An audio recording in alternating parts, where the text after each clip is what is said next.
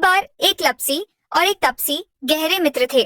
तपसी तो रोज भगवान की पूजा पाठ मंत्रों का जाप करता, तो लपसी को पूजा पाठ और मंत्र बोलने नहीं आते थे, तो वह रोज सवा सेर की लापसी बनाता, भगवान को भोग लगाता। बाद में उस लापसी का प्रसाद सभी भक्तों में बांट देता और बची लापसी खाकर चादर तान कर सो जाता था। एक दिन दोनों मित्रों में इस बात का विवाद होने लगा कि हम दोनों में से कौन भगवान का सच्चा भक्त है। उन्हें वाद विवाद करते देख नारद मुनि उनसे वाद विवाद करने का कारण पूछने लगे। तो लपसी और तपसी दोनों ने कहा कि है नारद मुनि जी, अब आप ही बताइए कि हम दोनों में से कौन भगवान का सच्चा भक्त है।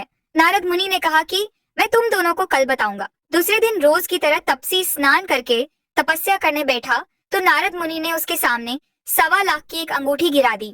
अंगूठी देख तपसी के मन में लालच आ गया।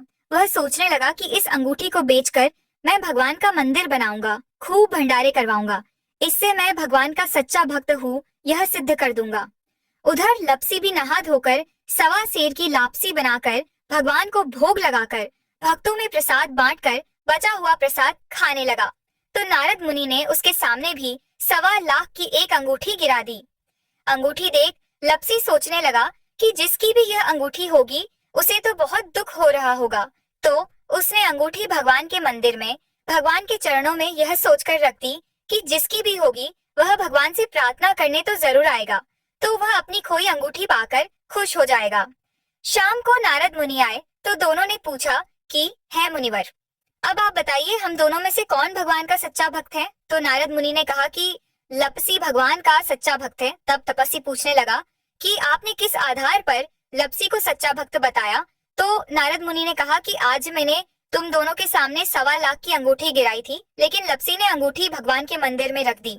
लेकिन है तपसी, तेरे मन में अंगूठी देखकर लालच आ गया, तो तूने वह अंगूठी रख ली, इसीलिए लपसी सच्चा भक्त है। तब तपसी रोने लगा और नारद मुनि से अपनी गलती की माफी मांगने लगा और पूछने लगा कि है नारद मुनि जी, अब मुझे मेरे तप का फल कब मिलेगा। तो नारद मुनि बोले कि कार्तिक वैशाख माघ मास का स्नान व्रत करके सभी कथा कहानियों के साथ लपसी और तपसी की कथा नहीं सुनेंगे तो फल तुझे मिलेगा। बहन बेटी को साड़ी देकर ब्लाउज नहीं दिया तो फल तुझे मिलेगा।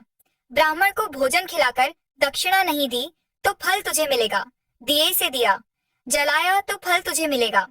एकादशी व्रत में लपसी तपसी की कथा नहीं सुनी तो उनके व्रत और दान का सारा फल तुझे मिलेगा। धन्यवाद। जय श्री हरि।